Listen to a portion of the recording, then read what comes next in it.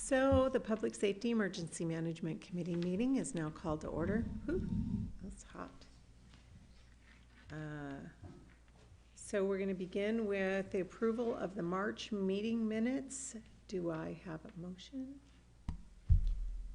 I move to approve the March meeting minutes. Second. Motion and a second. Any discussion? All in favor? All three of us are in favor. Minutes are approved.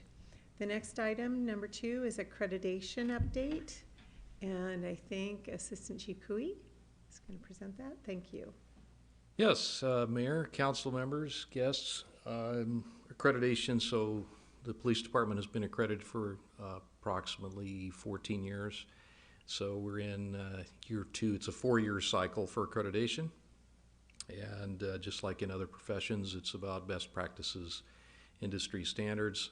For law enforcement, there's 132 standards that we meet or exceed, and each year you end up doing a lot of work to make sure that proofs are in place and that we're, if you miss a year, you sometimes can't recover. So it's an ongoing process, even though the accreditation occurs every 4 years. And 19 major areas of law enforcement work. So I guess I'm just wanting you to know that we're on track. We are in that roughly 25% of the law enforcement agencies in the state that are accredited out of close to 300 in our state. So that's the brief update on accreditation. Good. Nice to hear. Any questions? All right. No questions. All right. I'm trying to save my notes here. Thank you.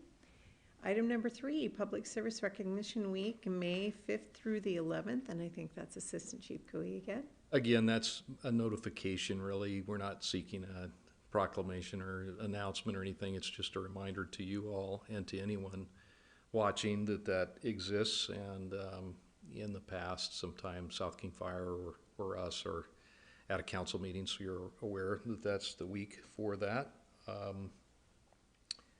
And I can segue into the next, looks like. Absolutely, just keep going. Final.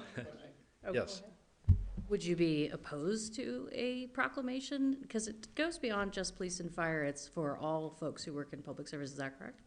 Yes, and I totally defer that to council. So that's, it's always nice. I think anybody in public service appreciates a thank you, but that's up to the committee and up to council. So. Okay, is that something, so here's a little bit my take on it. We've had a little bit of a conversation maybe in the future. It is kind of slated for a proclamation discussion, I think, at a study session. But maybe we do need to decide and create some standards for proclamations, because there are hundreds of them, federal and state. And in general, right now, I feel like it's a good idea to associate either some kind of community response celebration or a place where people can donate or display an action associated. So I suppose if we're hosting something in a council member, at a council meeting, that might apply. The other thing is, generally we have stuck to months instead of weeks or days, though we do have 3 days, I think, that we recognize via proclamation. So though there's some thoughts on that, I think traditionally how we've responded, but it is kind of slated for later in the year to have a discussion about that. Go ahead. Sure. I'm happy to have that and be a part of that discussion. I know that other cities do potlucks. They just do a poster, throw a thank you to public employees. So it doesn't have to be a proclamation. I believe if you go to the ACMA website or other industry, public sector industry publications, they'll give you lots of ideas of what you could do for that week as well, because it's just a good excuse, not that we need one, but to recognize our public servants and to say thank you for all the work that you do. Thank you. Thank you. Anything else? Yeah, I mean, I'm in favor of doing something. I'm not quite sure, but I think it is a good idea to recognize, the people that are working in the public sector, and the good work that they do and how appreciative we are of that. So maybe we can Yeah. talk about it and Okay, have an informal suggestion.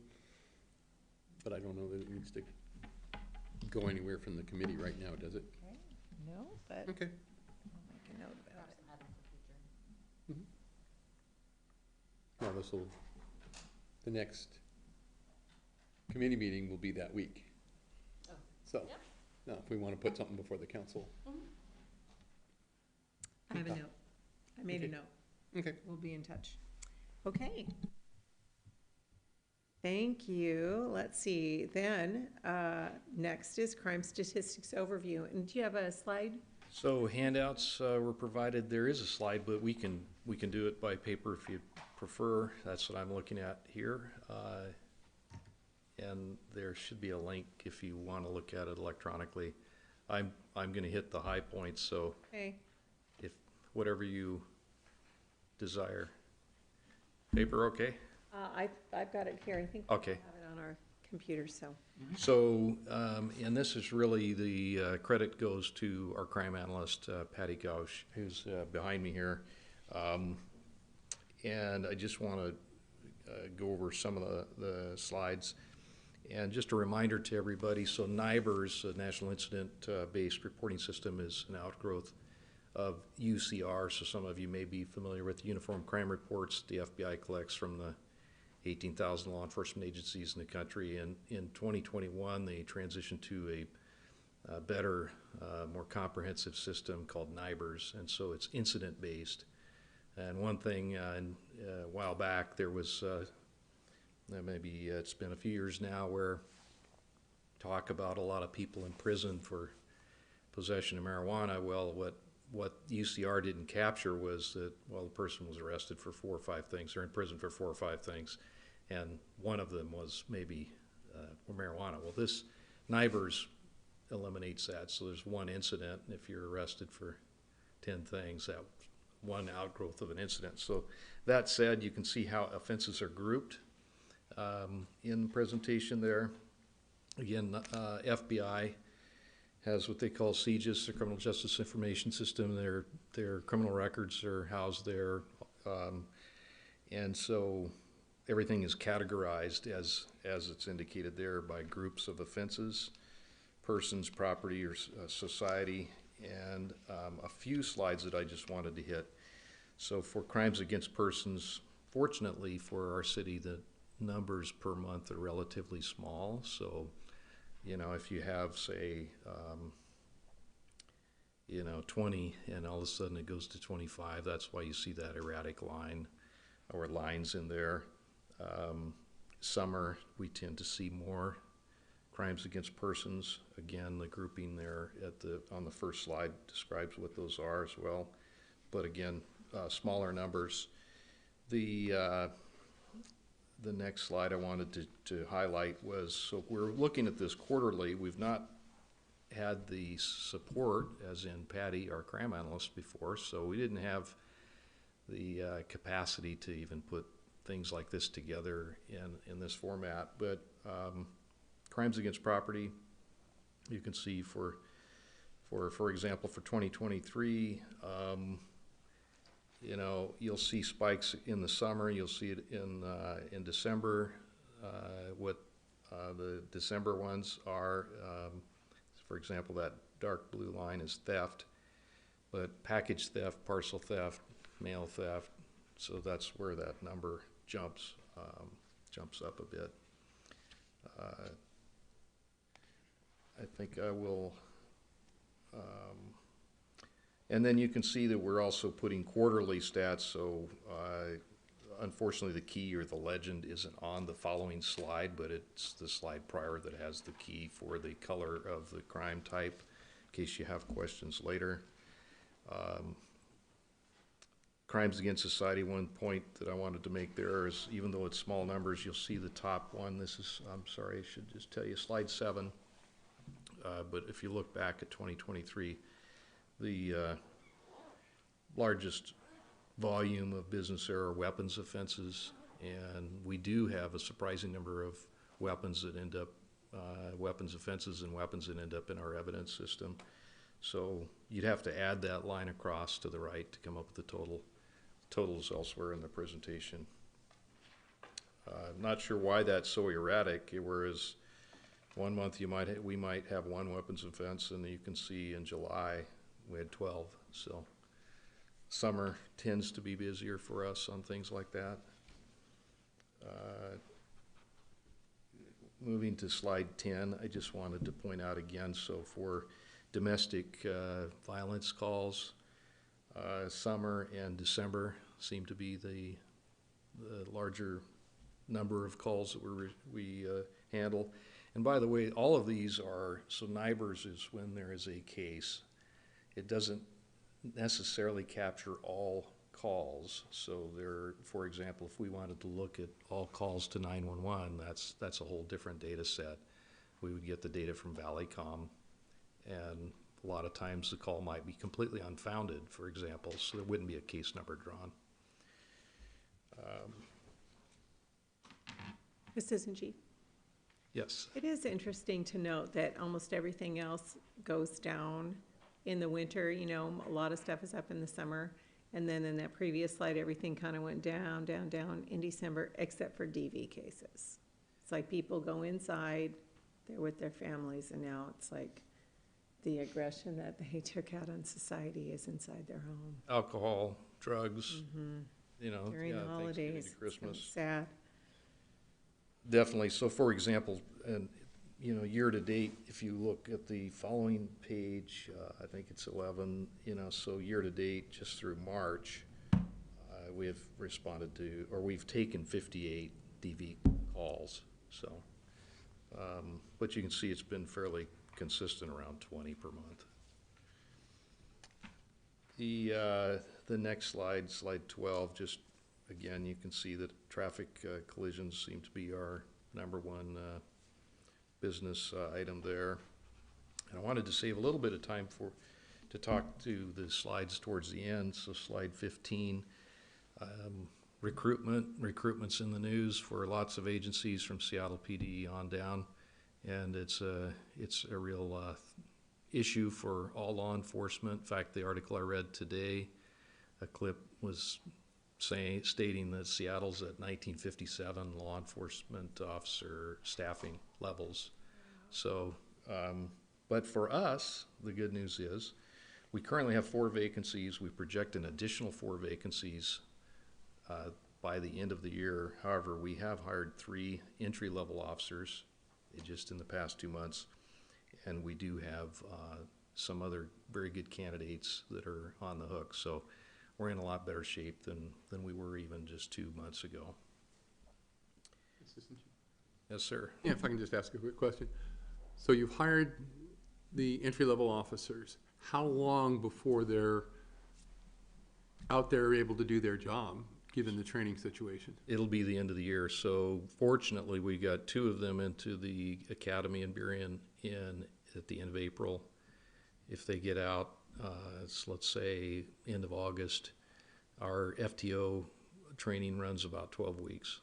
So, I mean, they're out at least in assisting and learning, but then it's another 3 months before they're on their own. So that's a significant investment, a significant amount of time that we don't really control. We can control that FTO portion a little bit, but the Criminal Justice Training Commission sets the curriculum and hours for entry level.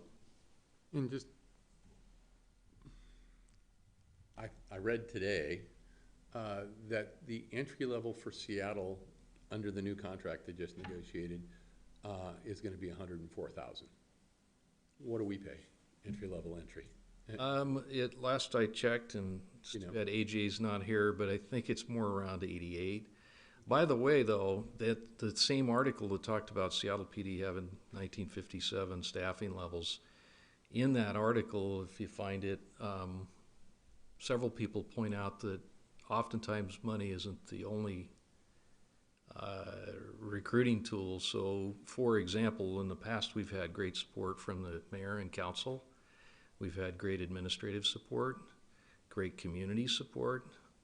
And, you know, it's a two-way street, right? You know, you definitely don't want to get into this spiral where the council or the mayor or administration or people aren't supporting you. And so I believe, and people I've talked to at Seattle PD that have left, they left because, like a lot of people that leave a job, they don't like their boss or bosses. And so even though you're elected officials, you're viewed as the bosses. And that's the dynamic. So even if they jack their pay to 100,000, 108,000, whatever it is, that's not the only consideration. People will leave if they think the boss or bosses don't support them or are undercutting them. And so I think that's kind of becoming realized. We'll see. I mean, I'm just reporting the news, which today's article is 1957 staffing. And I don't know if that's accurate or not. It does seem that if you get to a certain point, you don't have officers to respond to anything, there's no accountability, you can really get into a mess. That's what I'm seeing. Thank you. And so then the final slides there show you some other data and information from our records. There's a lot of other things that we do, from entering warrants, clearing stolen vehicles, issuing concealed pistol licenses, other things like that, court orders. Our record section also does transcriptions on felony cases. And then one of the last slides there, 17, key point, which everybody may know, is auto theft has been off the charts, so to speak. So we were running number 3 in the nation per capita. I don't know if we're at number 2 yet, but we're getting close to getting the trophy. And you can see that that affects everybody, our city included. So, and I think that's probably where I'll end it, unless you have questions. Go ahead. Yeah, Right here. just to sort of give us a little idea. I'm looking at the picture on slide 17, the auto theft patrol. Yes. You've got 4 officers there. We Is do. that typical that 4 officers would respond to that type of crime, or is there something else going on here? And how many generally officers are expected to respond to, I don't know, a misdemeanor or a felony or a serious? Yeah, so it does vary. 2 is ideal in this case. That's super lucky that we had the staffing to do that. If it's a felony case, by policy, we try to have a supervisor. So I see the sergeant chevron there on the sleeve. So we do want a supervisor on scene if it's a felony case. So that would be 3. And as to why that exact incident, we ended up with that many, I'd have to check back. Okay, thanks. Yes. So a little bit back to the staffing issues and what I hear, out on the street, that a little bit more pleasant nature of being able to work in Des Moines, the support of the leadership right now and the support of the community. We've got these vacancies coming up. And maybe this is an unfair question, but what do you think the chances are being able to fill more vacancies if positions were created? Do you feel like the draw here is sufficient, that's not going to be a challenge, or how is that, and also how would that be addressed? I don't think it'll be a challenge. So I signed and hired somebody today. I also A lateral or new? new entry level, Okay, and we do have some laterals that are in background. okay, I also did 2 interviews today. One lady from Puyallup that was drawn to, because I always ask, well, why here? There's close to 300 law enforcement agencies. You could move anywhere, go anywhere. You live in Puyallup. She recited our mission statement. She knows that we have good support from council. I was very impressed. I told Stephanie that, she did an excellent interview. She was prepared. She wants to be here, not somewhere else. So then what happens, and the same with another candidate did an excellent interview today, so both were moved on to the next phase, which is waiver and background. Doesn't mean they'll get hired, but they did a great job. They're in the next step. So to your question, we do have a lot of interest. People specifically wanting to come here. I've not seen that until probably in the last year. Maybe, just it's coming around. There's probably a lot of factors for that. But I'm optimistic that for us as a city that we're in a good position to not only fill those vacancies this year, as well as if there were any potential vacancies created due to new FTEs. So, and again, there's a lot of reasons. HR has done a great job. The hiring bonus or the military style recruitment enlistment bonus is helpful. Equipment, there's a lot of factors that go into that. So, and laterals, then what happens is it becomes sort of a race, right? So for her specifically, I can tell you that, I'm worried about someone else trying to hire her sooner than we do. So then it becomes this race against the clock, race against other agencies. And what's happened in the state over time is a company called PST, Public Safety Testing, has taken over most of the testing for law enforcement throughout the state. And so it's a centralized place to test, and you can check a box. So I can say, I want to check Seattle, check all these agencies, and if you pass that PST test, it routes it to all those agencies. And for her, she was interested in our department and one other. So I always ask. Good. Anyways, thank you. Thank you. Thank you for that answer. Any other questions? All right. Thank you for the report. Nicely done. Chief would have liked to have been here. It's his kids are off for spring break. Spring break. All right. Thank you. So next up, we have the 2024 Hazard Mitigation Annex, and that's our Emergency Management Director, Shannon Kirchberg.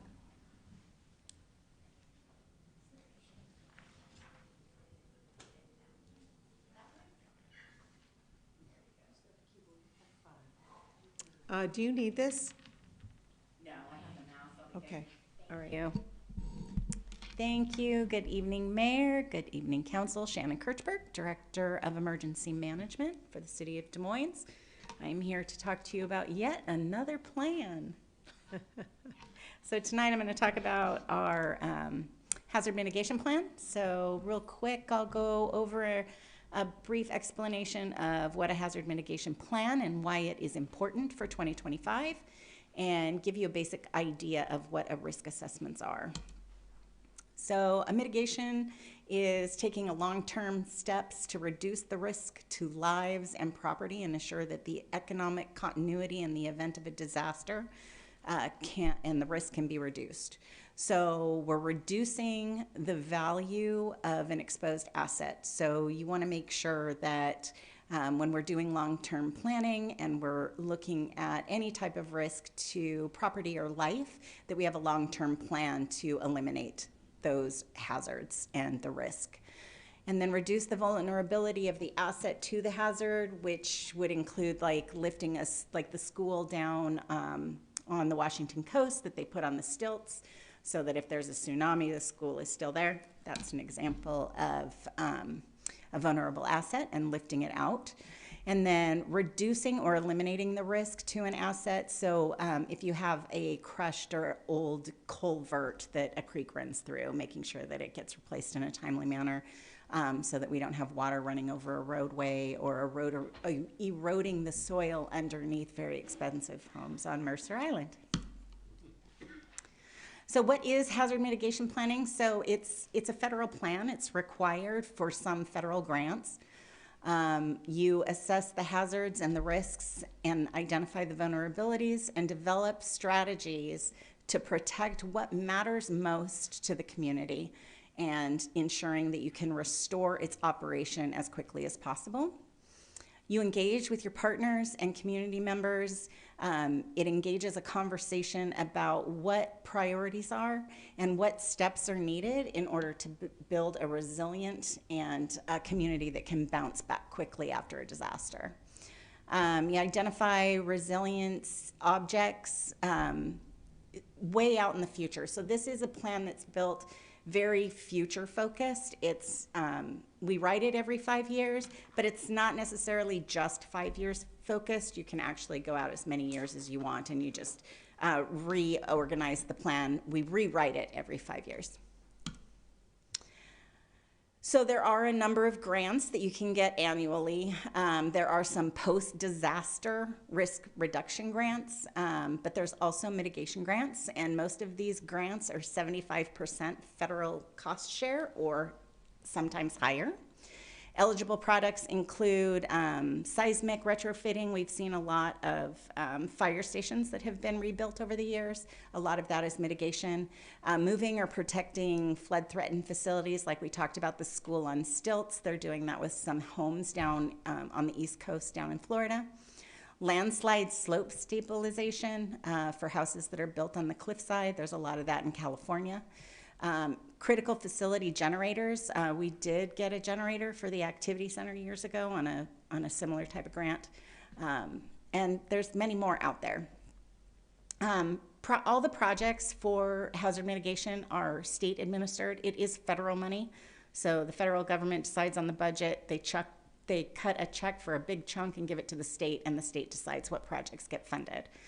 So those are BRIC grants, FEMA grants, HMGP grants, and many other ones that we could look at. What makes a good mitigation plan? A planning team that consists of city staff that own or regulate the risks that we have in our area. Varied mitigation strategies, making sure that they include outreach, regulatory options, environmental consideration, and also our physical infrastructure. The plan is goal-driven, and it is strategically mapped out from the start and goes way out into the future. So this is a sky's the limit, so big, broad, wild, crazy ideas exist in this plan. Public engagement is huge. There's a lot of different opportunities to reach out into the public, as a lot of our other planning is with the city.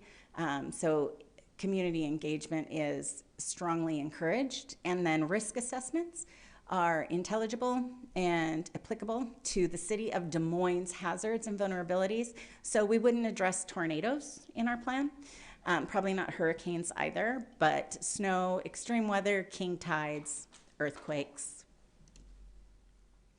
Planning team formation, the mitigation plan is multi-agency. We start inside the city and build the city team first, and then we go out and bring partners in with our utilities, corporations, NGOs, and other HMOs. Anybody that is willing to participate, the more hands, lighter work. Emergency management does not own the plan. We just write it.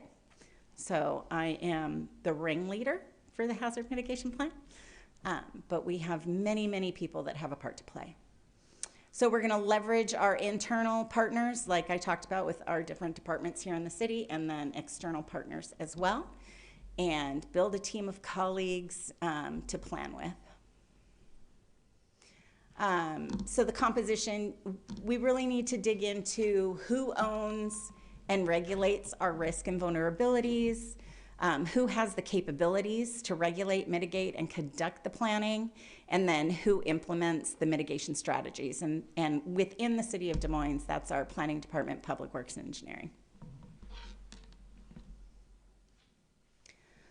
So the public process, when we go out and reach out to the public, we're lucky. King County is very engaged in this. They're gonna come up with some countywide opportunities to reach out, but here, our public outreach, when we did this 5 years ago, we worked with the farmers market. We did an ad in the city currents. I was strategizing other ideas, maybe Waterland Festival, doing an internet survey, and then going to HOA meetings.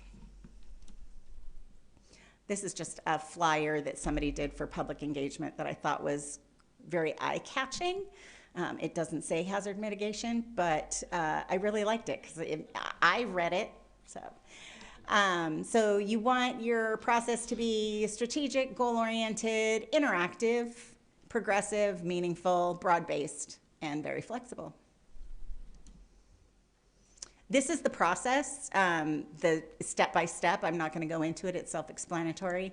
This is where we are now. The kickoff meeting was held at the King County Office of Emergency Management back in December. Monthly meetings started in February for the steering committee.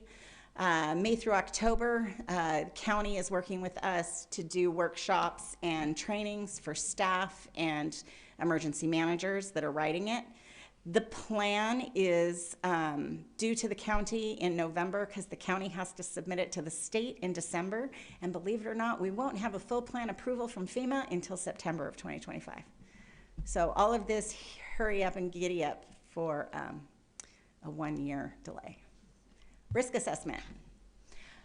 This is a basic risk assessment looking at the threat, the asset, the vulnerability, and where they all cross in the middle is your risk.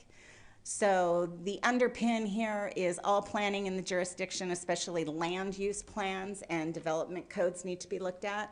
We need to educate the public on what risk and vulnerabilities are, illustrate the change in vulnerabilities over time, provide a base of exercise, training, and other preparedness activities that the community can partake in to help reduce our risk, and then reduce severe repetitive loss and repetitive loss properties. So if we have something that happens every year, an example that we mitigated was Taco Time Island, how it would always flood around Taco Time, and then they came up with the plan, and now we don't flood there anymore. That is mitigation at its finest. This is the risk assessment process, so identifying and profiling the City of Des Moines hazards, listing previous concerns, looking at history, what has happened here historically, describing the potential impact, and the impact to the public, the infrastructure, the responders, the economy, and the environment. They want us to be very visual this year and explain how people experience it and how they feel about it. I'm not there yet, but I will get there. That's a hard one for me to put in words. But hopefully working with the public, they'll be able to give me words to use. And then talk about changes in the vulnerability over time due to land use, climate change, and other drivers such as development. Final risk assessment identifies the risk, the vulnerability at the local level, and it's personalized, and it's relatable, and it suggests mitigation strategies that Des Moines will take on in the future. The opportunities, this is a long-term planning process. They implement the mitigation measures that can change the risk profile while also protecting established use and property rights.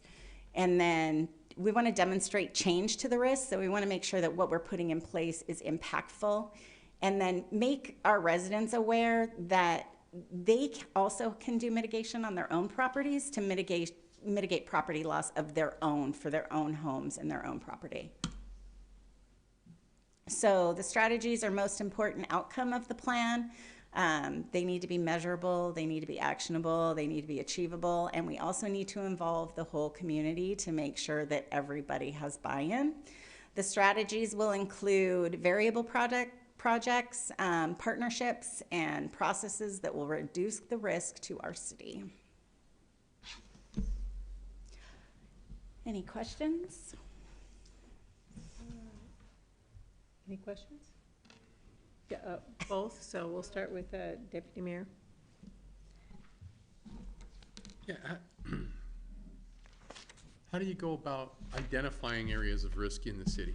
Is it just a visual inspection, a reporting system, a history, and what's the process? All of the above. So we wrote a hazard mitigation plan 5 years ago. The county has already done their risk assessment. So the nice thing is we can tag on to theirs, and they've already identified risks for our area, maybe not our city exactly. And then we look back at historical events and how it has affected us and what we can do mitigation-wise to reduce the risk and the vulnerability. So, for instance, the boardwalk down at Redondo, when that huge king tide came in, when they re-engineered that, they looked at how the weather pattern affected the boardwalk and made sure that they engineered it so that that would withstand a similar or greater effect from a future king tide.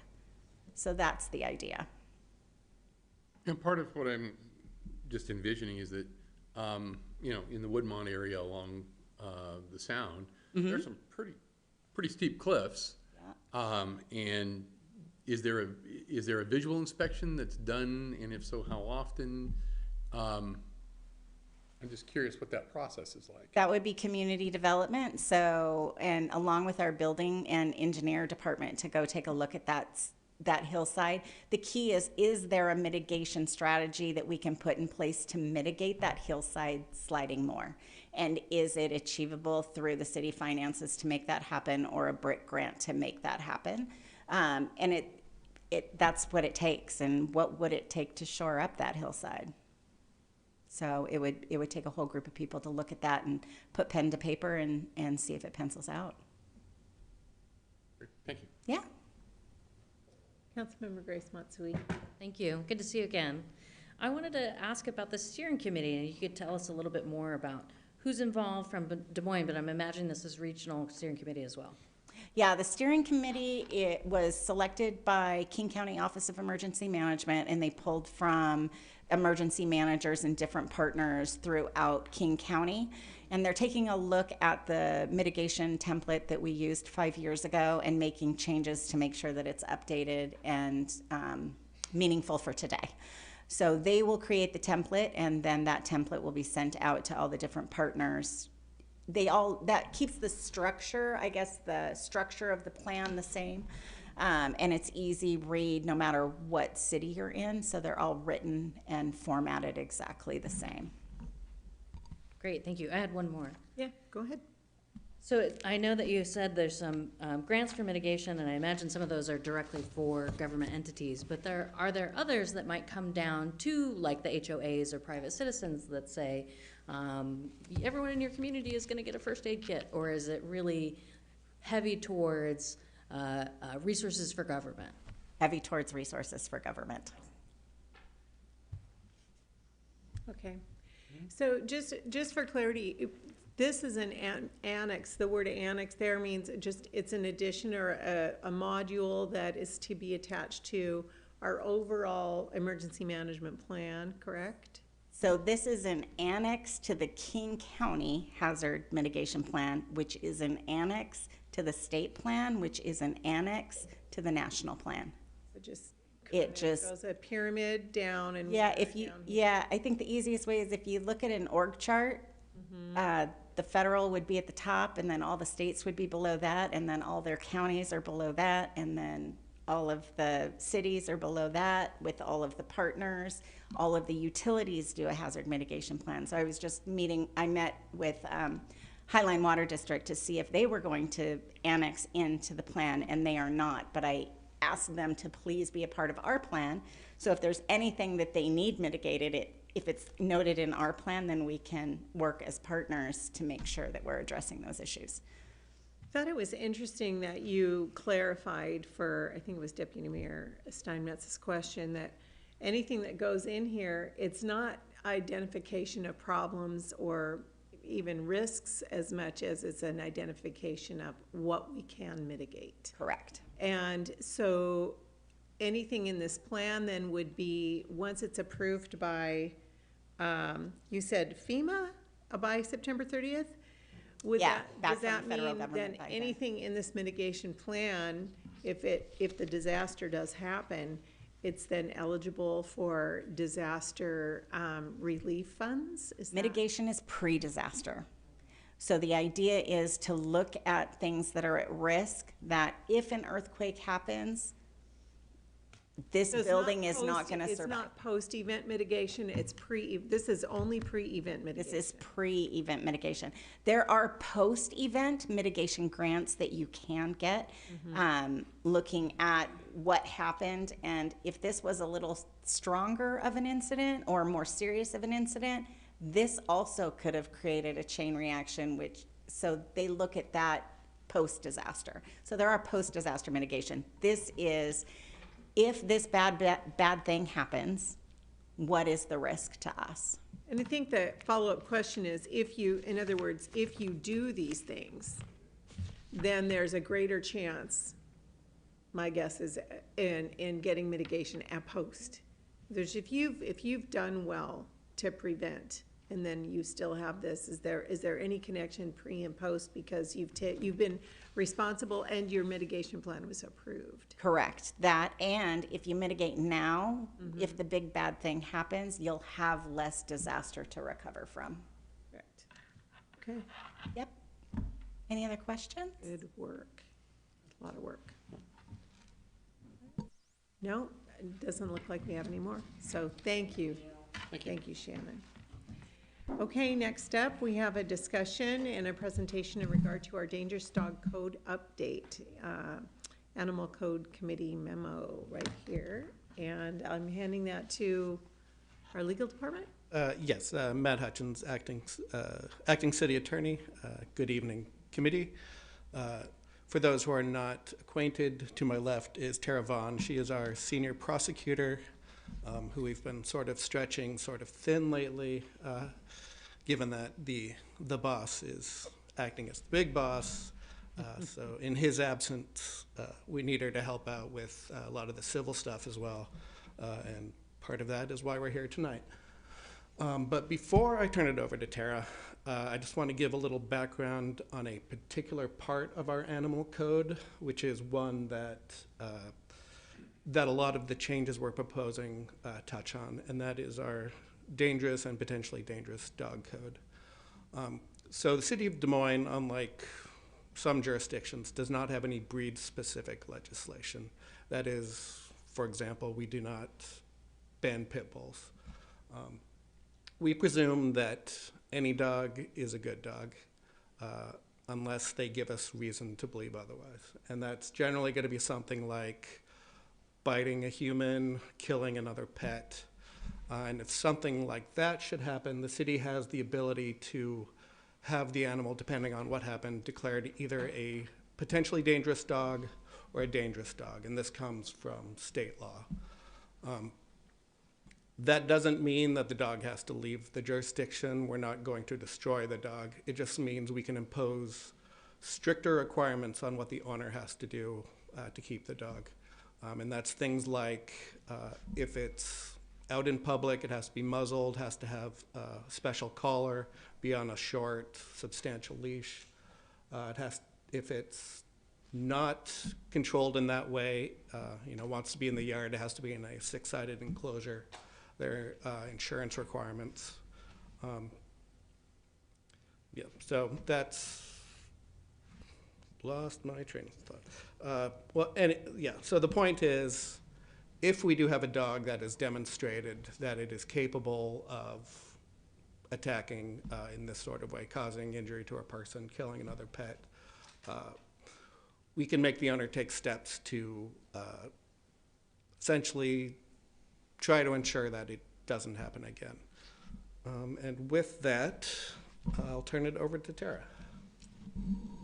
Thank you, Matt, and good evening. Thank you to the committee members for giving us time to make this presentation today on our proposed changes to the animal code.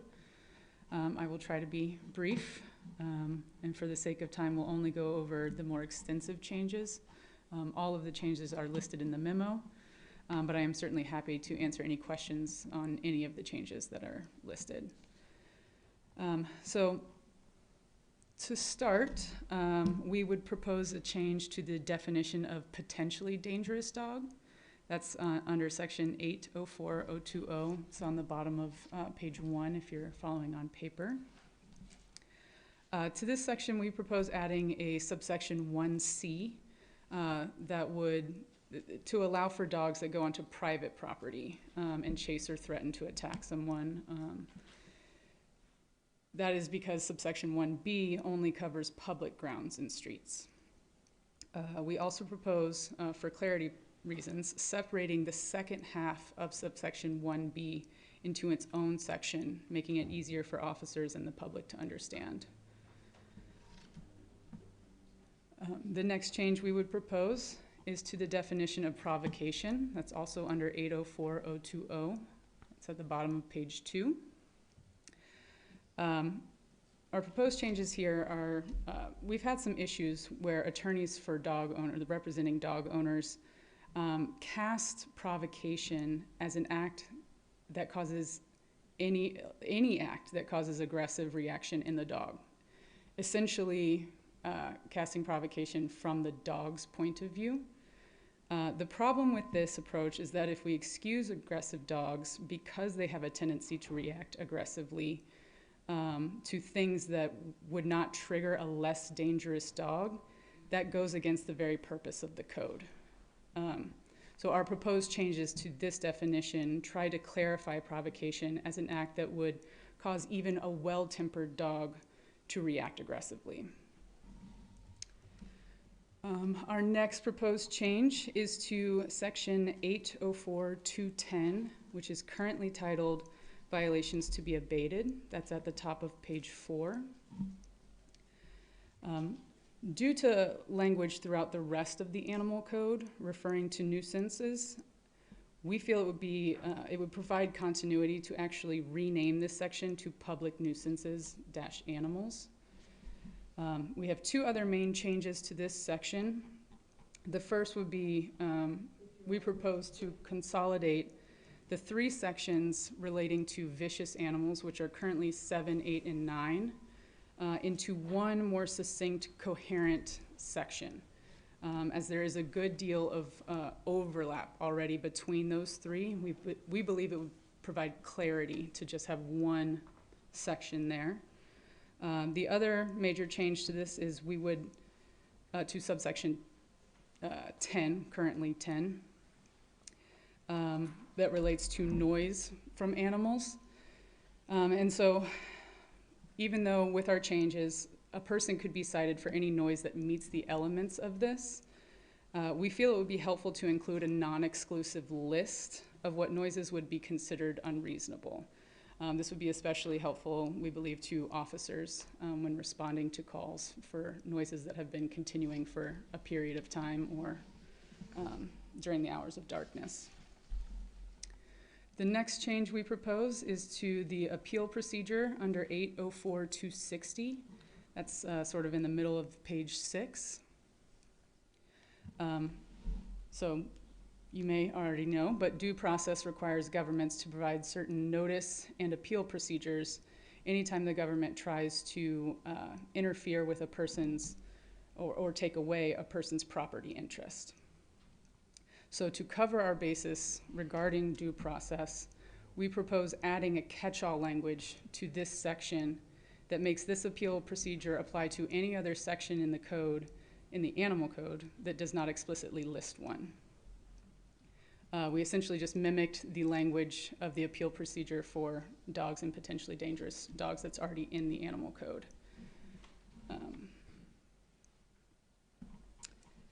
The next major change is to the section labeled Declaration and Service to Owner. That's under 816040. It's at the top of page 9. In this section, the main change is that we propose adding 2 alternative means that we believe are reasonably calculated to provide notice or service to an owner that their dog has been declared dangerous or potentially dangerous. This would prevent officers from having to jump through unreasonable hoops to try to locate an owner to provide them personal service. And one of the additional means that we propose under subsection 3 is actually already allowed for under the civil court rules. All the other proposed changes that we have listed here essentially provide clarity and simplicity to other sections of the animal code that we believe would help officers enforce the code, would help in prosecution of violations, and would better put citizens on notice of what behaviors are prohibited. Are there any questions? Questions? Councilmember Grace Musgrave? No? Just kind of a clarity or a summary statement about why even this is here. can I say that we had an experience with extremely well-known, nationally well-known attorney that we had some interchange with, and so that caused us to want to review this and make sure we had some of these things buttoned down. Yes, that is Okay. correct. We recently had an issue with that attorney, and we have had past issues with that attorney. And it was the appeal issue that he specifically was bringing up. He didn't feel that, his assertion was we did not adequately invoke any specific method of appealing, and that was essentially fatal to anything we were trying to accomplish. So this, what started this was we wanted to tighten up that loophole, and if there is anything where there isn't an appeal provided for, we're going to do it with this. So it creates more, less liability for the city, correct? And more safety for citizens and more clarity for our officers in animal control. Good, good. Any other questions? Thank you so much. Oh, did you? No? No, All right, Let me say So- briefly. okay. Sorry. And so, if it is the council, the committee does endorse these changes, and it would be the committee's wish, we could prepare a ordinance with these changes and bring it to the council at first opportunity. So is any direction on that? Yeah, I just wanted to say, I read all through this. I think these are good, well-founded changes. I'm familiar with Adam Karp, having litigated against him before. Yeah, and he'll point out those loopholes if you can, so it's a good thing to clean them up. But generally, I think this makes it a lot easier for both enforcement at the street level or the officer level and then in court. So, well done. Thank you. Good, thank you. And your opinion also, move forward with this? You're in favor? Yeah. And Sure. Councilmember I Grace don't think Matsui. we formally make a decision, but we can say that, thank you for the information, and we can move forward. Absolutely. Thank you. Thank you. Appreciate the report. So without further ado, unless there are any other questions or issues, it looks like we're ready to adjourn. Do I have a motion? So Motion, moved. Deputy Mayor, and second. Thank you. All in favor? All right. Thank you. Appreciate the report.